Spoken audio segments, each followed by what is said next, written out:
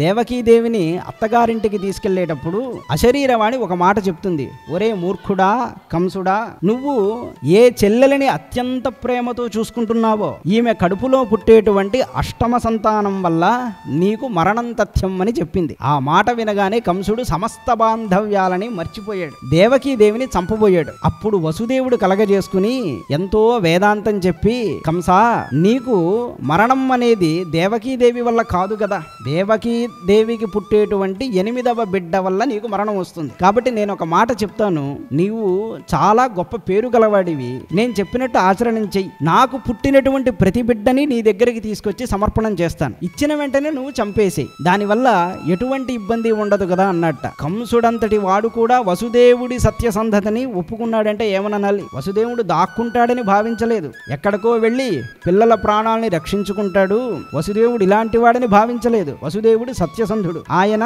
చెప్పినదే చేస్తాడని నమ్మాడు. అలాగే బావా నువ్వు చెప్పినట్టే చేద్దామని విడిచిపెట్టేట.